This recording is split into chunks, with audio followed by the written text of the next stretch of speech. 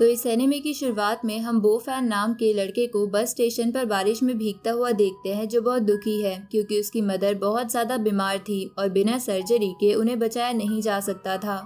लेकिन इसके लिए 50 के रुपीस की जरूरत थी, जो बो फैन के पास नहीं थे क्योंकि उसने बस हाल ही में मेडिकल लाइसेंस एग्जाम पास किया था और उसकी जॉब अभी नहीं लगी थी। इधर हम उसी बस स्टेशन से थोड़ी दूर कार में एक लड़की को देखते हैं जो चिल्लाकर एक लड़के को बार बार कॉल करने से मना कर रही थी क्योंकि वो लड़का उसके पीछे पड़ गया था। दूसरी तरफ बो फैन को समझ नहीं आ रहा था कि वो 50 के कैसे जमा करे। तभी उसकी नज़र एक छोटी बच्ची पर जाती है जो खेलते खेलते सड़क पर आ गई थी। तो बो फैन उसे बचाने के लिए तेजी से उसकी तरफ दौड़ता है और उस बच्ची को सड़क के साइड में धकेल देता है। लेकिन वो लड़की जो अभी चिल्ला रही थी वो अचानक से बो फैन के सामने आ जाने की वजह से ब्रेक नहीं लगा पाती और उसे ठोक देती है, जिसकी वजह से बो फैन के मुंह से खून निकलने लगता है और उसे लगता है कि यही उसका अंत है। उसी वक्त बो फैन को पुरानी बातें याद आने लगती है कि उसने कई लोगों से पैसे मांगे थे पर सबने उसे घर से भगा दिया, बल्कि कई लोगों ने तो उसकी मदर के बारे में बुरा बुरा बोला था। तभी उसके गले का जेड चमकने लगता है। अब जैसे ही बो फैन जमीन पर गिरता है वो जेड गायब हो जाता है। उसी वक्त वो लड़की जिसका नाम चूचू है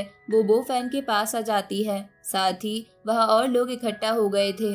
इधर बो फैन अपने आप को एक अलग सी जगह पर पाता है और उसे समझ नहीं आ रहा था कि वो कहाँ पर है। तभी उसके पास एक ओल्ड मैन आता है और उससे कहता है कि मैं एक एंशिएंट डॉक्टर की स्पिरिट हूँ जो कई समय से सोई हुई थी, पर इतनी मुसीबत में भी उस बच्ची की काइंडनेस को देखकर मैं जाग गई। इसलिए अब वो ओल्ड मैन की स्पिरिट अपनी सारी मेडिसिन नॉलेज बो फैन के अंदर ट्रांसफर कर देती है ताकि वो उसका इस्तेमाल करके लोगों को बचा सके। साथ ही उसके पास कुछ मार्शल आर्ट्स टेक्निक्स भी आ गए थे। तो ये सब देखकर बो फैन बहुत ज़्यादा खुश हो जाता है क्योंकि अब उसकी मदर ठीक हो सकती थी। लेकिन उसी वक्त बो फैन की आंखें खुलती है और वो अपने आप को हॉस्पिटल में पाता है। लेकिन वो देखता है कि इतना बुरा एक्सीडेंट होने के बाद भी उसे कुछ नहीं हुआ। तभी वो सोचता है कि जो उसने अभी अभी देखा क्या वो सपना है या सच, क्योंकि बो फैन को उस एंशिएंट डॉक्टर की बताई हुई सभी टेक्निक्स याद थी। तभी उसके पास चूचू आती है और कहती है कि तुम जाग गए। फिर वो उससे माफ़ी मांगती है और उससे कहती है कि मुझे कल ही ड्राइविंग लाइसेंस मिला है, इसलिए प्लीज़ मेरी कंप्लेन मत करना वरना मैं मुश्किल में पड़ जाऊंगी। जिस पर बो फैन कहता है कि चिंता मत करो, मुझे कुछ नहीं हुआ है, इसलिए मैं तुम्हारी कंप्लेन नहीं करूंगा। तो चूचू बोलती है कि इस बात से तो मैं भी हैरान हूँ कि तुम इतने जल्दी ठीक कैसे हो गए, और डॉक्टर कह रहे थे कि ये चमत्कार से कम नहीं है। तभी बो फैन उठकर वहाँ से जाने लगता है। जहाँ जाते वक्त वो उससे कहता है कि मुझे एक इमरजेंसी है, इसलिए मेरे डिस्चार्ज का प्रोसीजर तुम संभाल लेना। इस पर चूचू उससे बोलती है कि डॉक्टर ने तुम्हें आराम करने के लिए बोला है। लेकिन बो फैन रुक नहीं रहा था। तो चूचू उससे कहती है कि मैंने तुम्हारे फ़ोन में मेरा नंबर ऐड कर दिया है, तो तुम्हें कोई भी हेल्प चाहिए हो तो मुझे बोलना। इधर हम बो फैन की मदर को देखते हैं जो मर चुकी थी, इसलिए डॉक्टर नर्स से कह रहा था कि इनकी बॉडी आईसीयू से ले जाओ। तभी बो फैन वहाँ आ जाता है। उसे देखकर डॉक्टर पैसे लेने के लिए बो फैन से कहता है कि 50 के रुपीस जल्दी से ले आओ ताकि तुम्हारी मॉम की सर्जरी हो सके। लेकिन बो फैन उसे पीछे करके उस एंशिएंट डॉक्टर से मिली कुछ नीडल्स निकालता है, जिसे देखकर वो डॉक्टर कहता है तुम नीडल से क्या करना चाहते हो, क्या तुम मरने के बाद भी अपनी मॉम को दर्द देना चाहते हो। इधर बो फैन उन नीडल्स को देखकर सोचता है कि एंशिएंट मेडिसिन और ट्रेडिशनल चाइनीज मेडिसिन में ज्यादा फर्क नहीं है। इसके बाद वो अपनी स्पेशल आइज की मदद से अपनी मॉम को स्कैन करता है, जहाँ उसे पता चलता है कि उसकी मॉम के ब्रेन में कोई दिक्कत है। बीमारी का पता लगाने के बाद उस एंशिएंट डॉक्टर की दी हुई टेक्निक में से सॉल्यूशन ढूंढने लगता है, जहाँ उसे एक सॉल्यूशन मिल जाता है। जिसके बाद बो फैन उन नीडल्स को अपनी मॉम की बॉडी में अलग अलग जगह लगा देता है। लेकिन उस डॉक्टर को लग रहा था कि बो फैन पागल हो गया है, इसलिए वो उससे कहता है कि अपनी मॉम को यहाँ से ले जाकर जल्दी से उनका क्रियाक्रम कर दो, क्योंकि जितनी देर तक वो यहाँ रहेंगी उसका बिल और बढ़ता रहेगा। जिस पर बो फैन उससे कहता है कि मेरी मॉम मरी नहीं है तो मैं उनका क्रियाक्रम कैसे कर सकता हूँ। ये सुनकर वो डॉक्टर गुस्से में कहते हैं कि क्या तुम पागल हो, अगर तुम अपनी मॉम को बचा लोगे तो मैं तुम्हें अपना पोजीशन दे दूंगा। थोड़ी देर बाद बो फैन उन नीडल्स को बाहर निकालता है, जिसके बाद उसकी मॉम होश में आ जाती है। ये देखकर वो डॉक्टर और नर्स दोनों हैरान थे। तभी बो फैन की मॉम उससे कहती है कि यहाँ क्या हो रहा है। मुझे याद है कि मुझे बहुत खतरनाक बीमारी थी जिसे ठीक नहीं किया जा सकता था। बो फैन कहता है कि आप बिल्कुल ठीक हो चुकी हैं और अब हम घर जा रहे हैं। ये सुनकर वो डॉक्टर बो फैन से कहता है कि तुम घर बाद में जाना, पहले मेडिकल एक्सपेंसेस पे करो। तभी वो नर्स बो फैन को बिल देती है जो 38K रुपीस था। ये सुनकर बो फैन की मदर चौंक जाती है। तभी वो डॉक्टर कहता है कि ये आईसीयू है, यहाँ हर घंटे के पैसे लगते हैं। लेकिन उसी वक्त बो फैन वो बिल डॉक्टर के मुंह पर मारता है और कहता है कि क्या मैं तुम्हें बेवकूफ़ दिखता हूँ? मेरी मदर की ब्रेन में दिक्कत है और तुम इतने दिनों से मेरी मदर का हार्ट का इलाज कर रहे थे। ऊपर से तुम बिना किसी रीज़न के उनकी बॉडी में कई सारे ग्लूकोज लगा चुके हो। तुम सच में पागल हो। तभी वहाँ एक नर्स आती है और डॉक्टर से कहती है कि हॉस्पिटल के डायरेक्टर ने इलाज के लिए किसी को भेजा है और हमें साफ इंस्ट्रक्शन मिला है कि आपको ही उस बच्चे का इलाज करना है। ये सुनकर वो डॉक्टर उस बच्चे के पास चला जाता है जहाँ उसका फादर था, जो गिड़गिड़ाकर कह रहा था कि प्लीज डॉक्टर चेक करो मेरे बच्चे को क्या हुआ है, क्योंकि जब वो स्कूल से आया था तो वो ठीक था, लेकिन अचानक से उसे बहुत तेज बुखार आ गया और वो बेहोश हो गया। ये सुनकर वो डॉक्टर कहता है कि आप टेंशन ना लें, इसे बस आम सर्दी जुकाम हुआ है, इसलिए इसे मैं एंटीबायोटिक मेडिसिन दे देता हूँ जिससे ये ठीक हो जाएगा। लेकिन तभी बो फैन बीच में आकर कहता है कि इसे कोई कोल्ड नहीं हुआ है, इस एंटीबायोटिक इंजेक्शन से इस बच्चे की हालत और भी बुरी हो जाएगी। इस पर वो डॉक्टर बोलता है यहाँ डॉक्टर मैं हूँ या तुम, इसलिए अपनी बकवास बंद करो। अब वो डॉक्टर बच्चे को इंजेक्शन लगा देता है, जिसके बाद थोड़ी देर के लिए ऐसा लगता है कि इस बच्चे की हालत ठीक हो रही है, इसलिए वो फादर भी उस डॉक्टर की तारीफ करने लगता है। लेकिन अचानक से उस बच्चे का बीपी बहुत तेजी से गिरने लगता है और उसकी जान बिल्कुल खतरे में आ जाती है।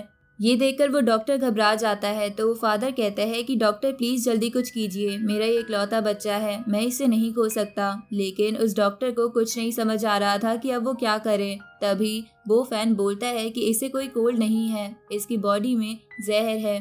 तभी बो फैन एक नीडल को उस बच्चे की चेस्ट में लगा देता है।